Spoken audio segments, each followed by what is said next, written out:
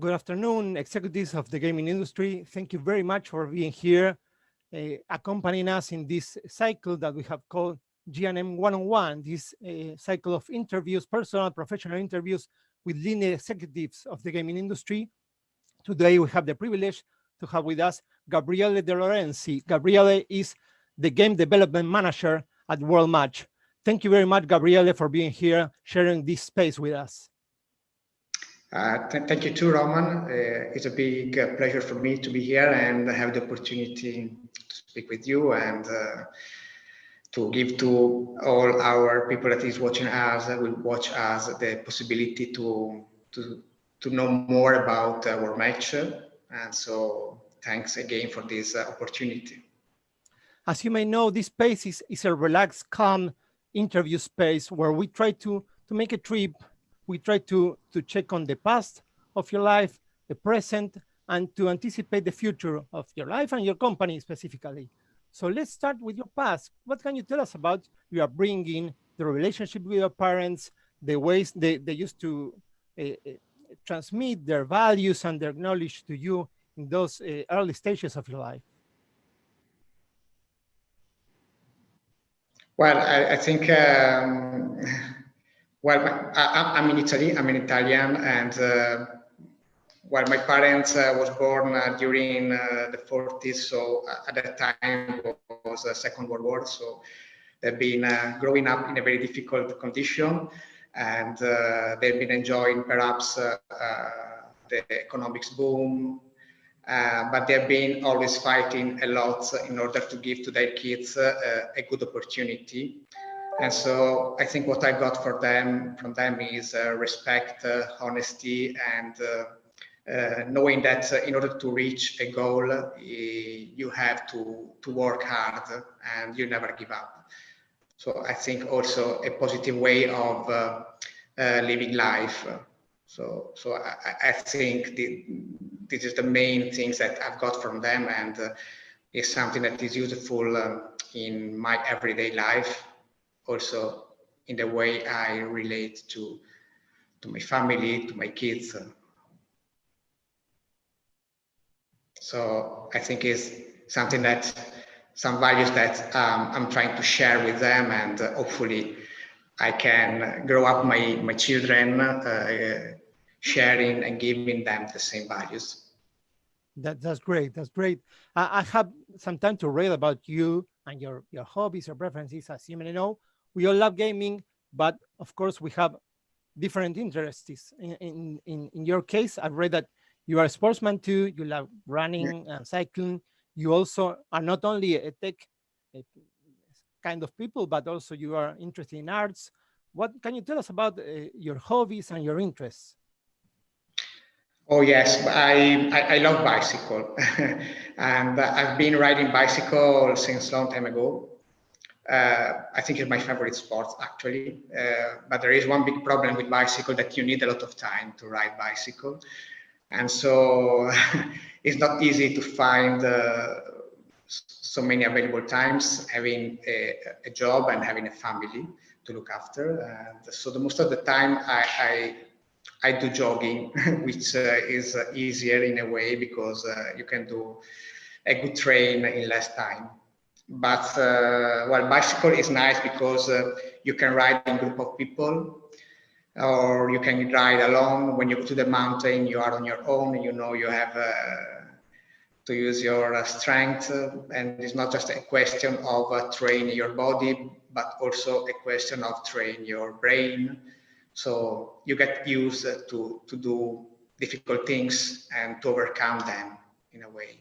I think it's something that has got to do with any sport. So any sports prepare people also for the life. But I can find that in bicycle, in riding bicycle. So usually during the weekend, I take my bike, I join my group, we go to the mountain, and there we spend some time together. So I think it's something that can give you a lot, and you can use it for your everyday life. So get used to overcome difficulties and to be sometimes on your own. You know that to reach the top of a hill, it will take you 1 hour, 2 hours, and you are there on your own, and you have to find a way to reach it. And so it's something that happens when you have a goal in your job or with your family.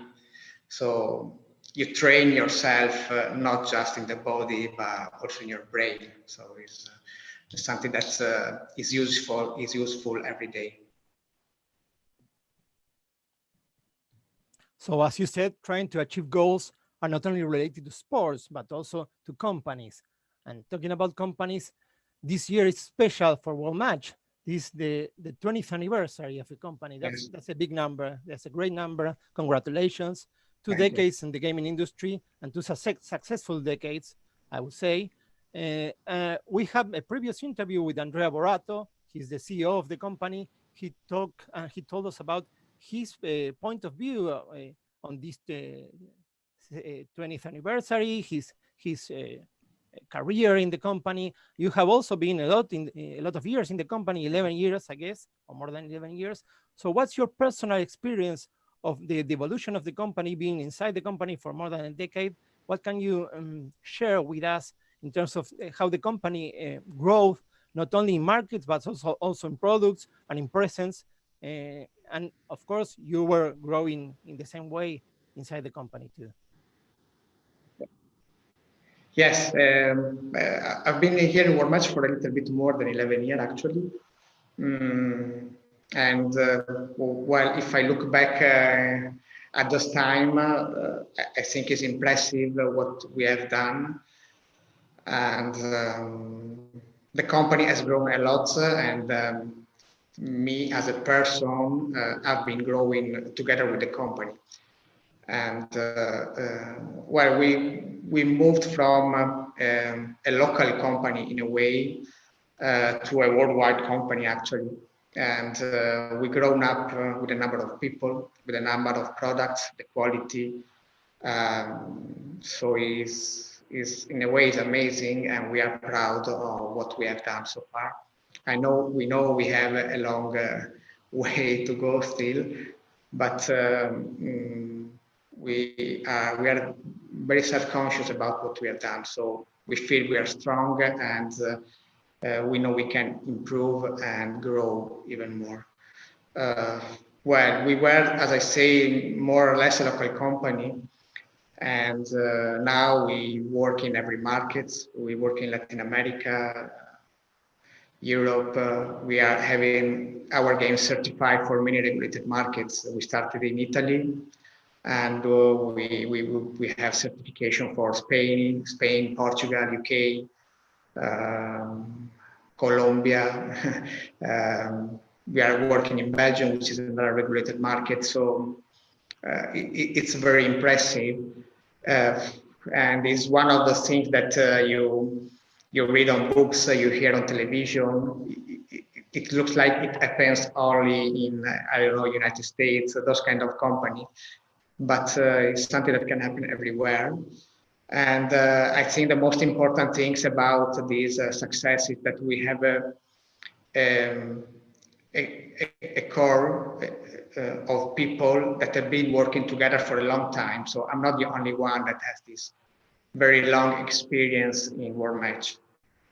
We have a group of people that know each other very well, have been here for a lot of time, and around these people, the company could really grow in a seriously way. So we are very much committed, and we know where we want to go, and doing it together makes things easier to do in a way, but give us a lot of self-confidence. So we know we can reach our goal, and it's everyday work, and we have seen it in the past, and we are going to do it in the future. So it's really, it has been a really wonderful experience so far, and it's going to be fun in the future as well. Well, that's great. That's right. I mean, you have a great team, and you have also a great high quality products. And talking about products, talking about the slots you create, when I generally talk with game creators or designers, I'm also curious, about how this product has achieved this level of success, of popularity. I mean, in terms of I'm not sure if there's a recipe for success, but we would like to know more about the process of the creation of the game, how the game ends being a popular product. I mean, what can you share with us about that part of the industry, the creation of a game, and then you have to sell it, of course, but the first part of the concept of the game. What elements can you share with us about that? Yeah, well, of course, I cannot tell you the recipe. It's top secret. I will keep it for me. But it's difficult to have a recipe for that. It's just to be keen on your goal and as I say, to grow up with a good team and share together the same vision. And the process for a game involves many people. A game really is a big, even a slot machine that is such a common game. Actually, you can release one game per month, more or less, but it really involves a lot of people, from the concept where we have brainstorm among us, where we study also our other products, not only slot machine products, for example, but any kind of game can be a good element for our industry. And so share a possible scenario with a specific group of people, start to design it, involve a designer, involve the audio technician, and put them together, organize everything in order to have all the different stakeholders ready with the right element at the right time, and be able to release the game at the end in the right moment, on the date we have decided to release it. So that's involved really is really incredible. It doesn't look like that from the outside, but it's incredible the different steps you need and how you need to coordinate them in order to have the right products at the end. Then is the player that will decide if your product is a winning product or not. We always do our best in order to give the best experience to the player. We always think that our latest game is the best one. We are about to release some games. I cannot tell you more than that. But I look at them, I play with them, and I think, wow, this is amazing what you have done. This is the top so far. But I'm sure that the next one, the one after that one, will be even better.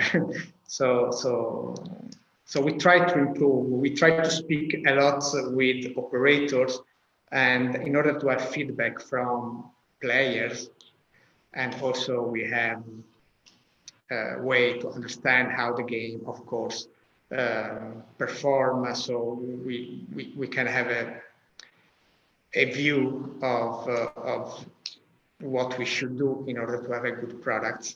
But at the end, as I said, is the player that decide playing with that game if the product is good. And we have really some games that are incredible. The way they perform is incredible. And to see those games played worldwide, it makes us feel really we are doing the right job. And I guess that's one of the main challenges, when you have to design a product that you know that it has to be successful, or you will try to be successful in different markets, because in the same way that technology evolves, the preferences of players evolve in different continents as well.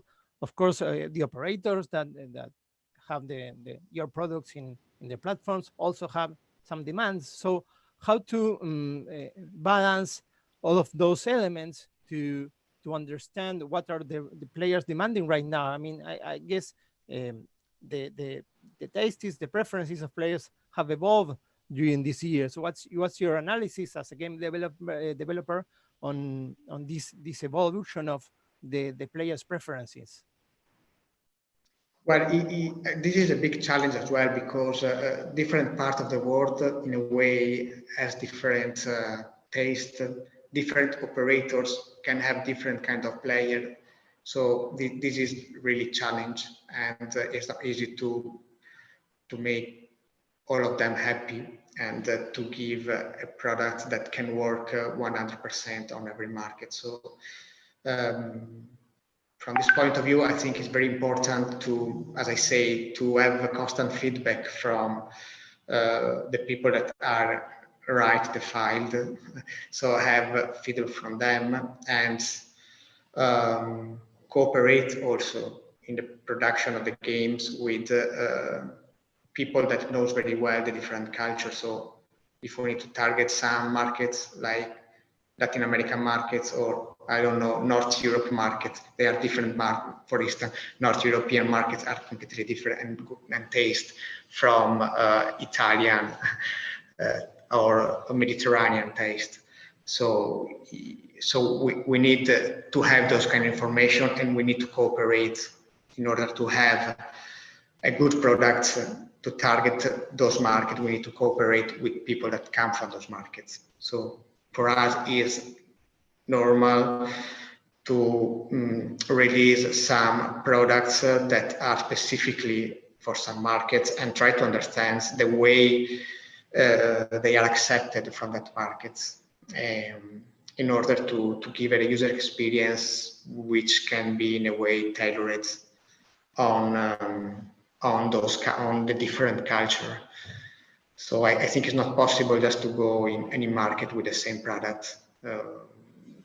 You have to understand the cultures, and to meet what those cultures want. So you cannot impose your, you are not going to be successful.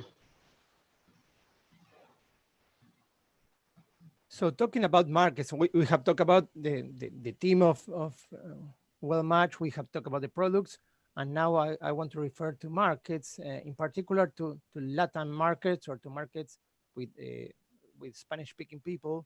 We can focus on Spain. We can also talk a bit about Portugal, about Latin America. I mean, WorldMatch is a global company, but specifically talking about those markets, Latin America, Spain, Portugal, which has been the performance of your product so far? In which way you have developed some products specifically for those markets, and what's your experience with those markets, and what can you share about the performance of the products in those markets in particular? Well, let's start from Portugal, because we have completed certification, which is very complicated in Portugal, of our game. We have completed it at the end of spring, beginning of summer. So we are now in the process to start the integration and testing with some operators. So we have our game ready and available. We will start operating during the first quarter in Q1, I think, in 2021. So we will take these last 3 months, and I think January, in order to be ready to operator actually, and we are finalizing with other 2 operators. But it looks like it's going to be a very interesting market. We are very determined to go to a regulated market, to operate in different regulated markets, especially Europe. And so I think Portugal will give us some very good feedback in the next future, but we need to wait 2021. Spain, we are already operating with working with few operators.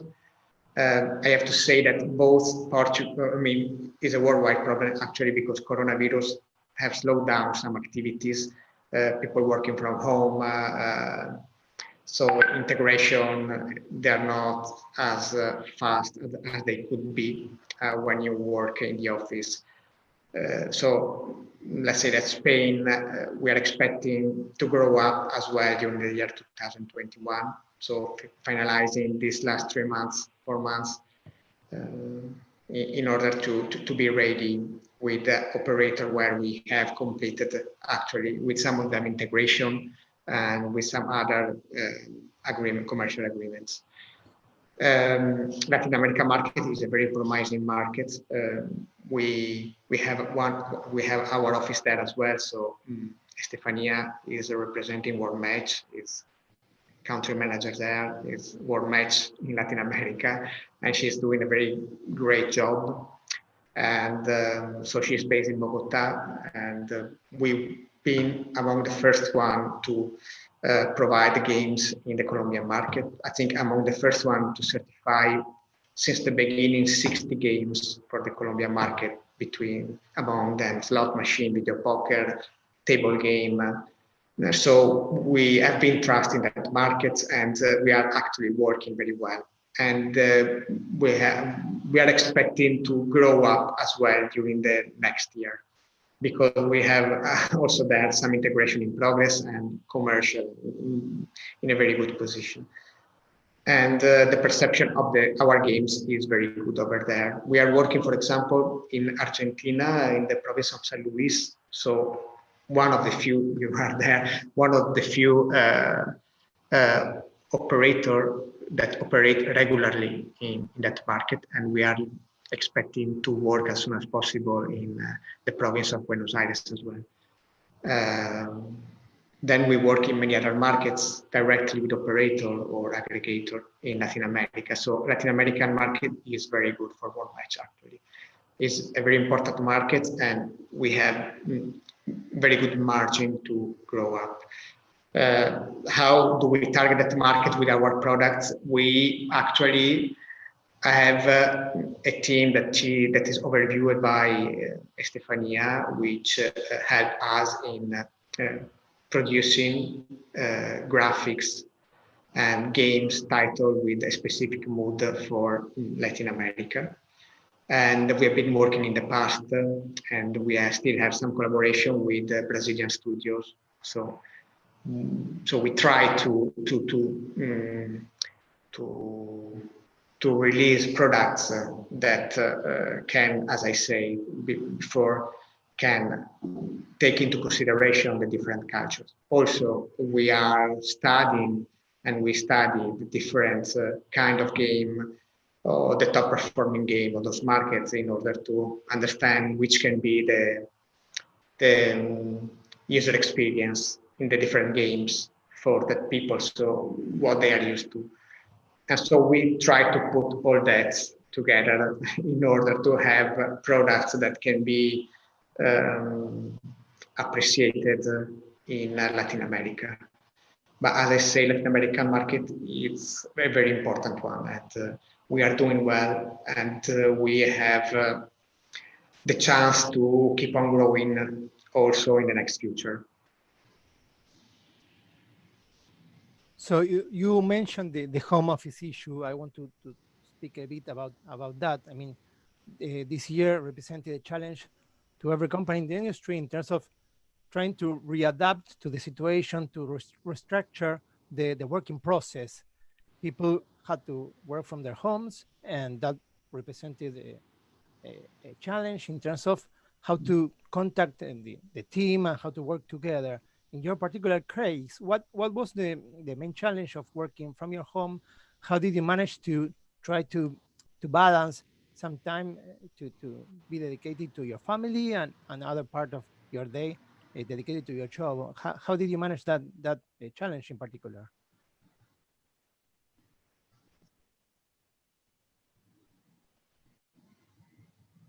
Well, I think I've been sharing this. The good things of working in WorldMatch is the opportunity to speak with people all around the world. So I've been sharing this aspect with many people, and more or less, I think we all had the same kind of challenge and difficulties. I have 3 kids, and so the most difficult thing was to make them understand I was not at home on holiday, but I had to work. And in the meantime, with my partner working at home as well, we have to take care of them and help them with the school, all the different activity. So I had to get some computer from work in order to give them the opportunity to connect and do their class from home. So I think that was one of the biggest challenges. Together with the aspect related to the works, where at the beginning everything, the most of the day was like a call, always in call, like telephone, Skype, Zoom, anything. So when you had to do all that practical activities, that could be anything, was done during the nights. So the first month was really amazing, stressful and difficult to do.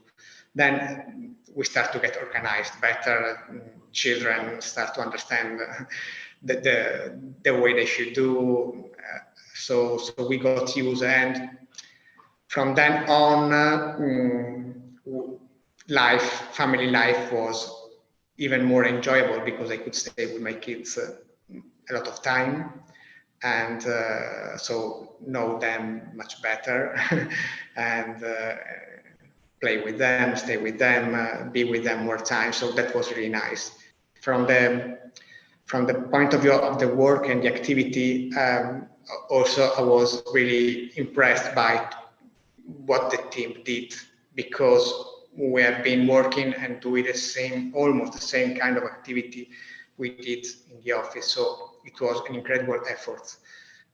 We could release our products, works on the products, do so many activities, and in that condition was really incredible. So at the end, the good effect of this is that I could once more discover that I'm working with a team of professionals, and they know we are there together to work to reach our goal. So I got once more this confirmation, and that's incredible. So it's incredible that we could still do all the work, everything, and I know everyone has to put a really double effort compared to what we used to do here at work.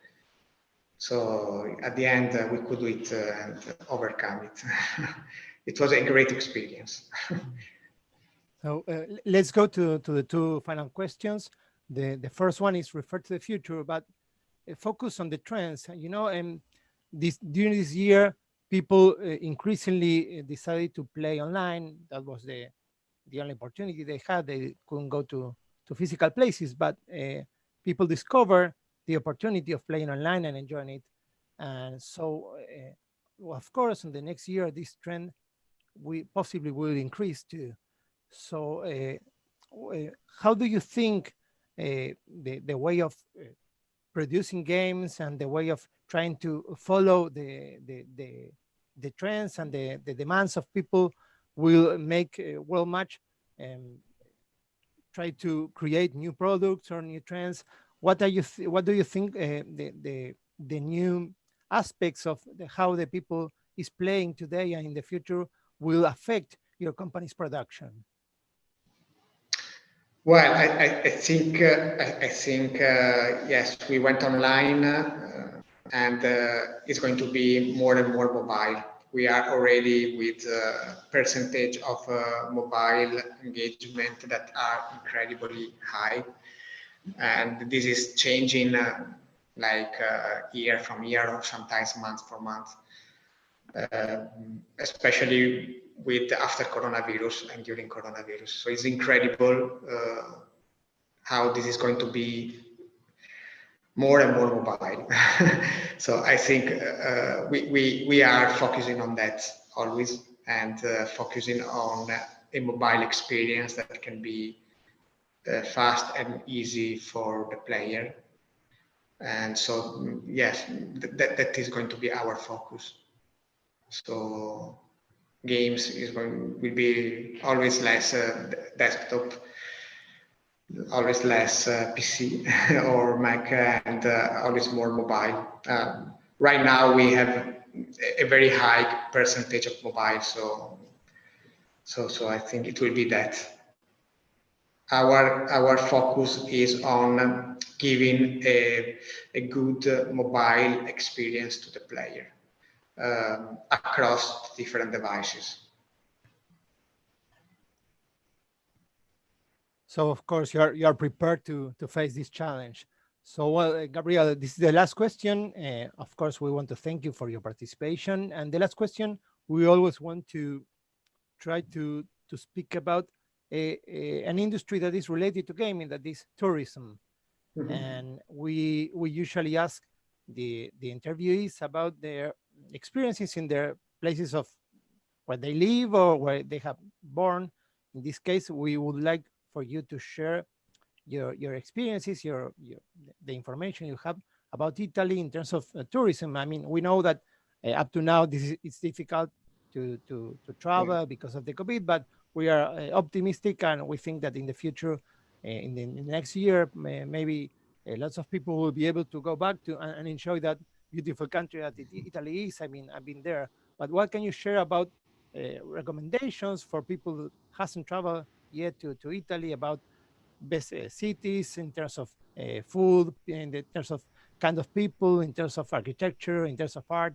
What cities or what places of Italy would you recommend for a person to visit maybe in the next year? Well, I think for food, any place is good in Italy. Everywhere you go, you can eat very good food, and you can have a cultural experience in any place, and the fun almost everywhere.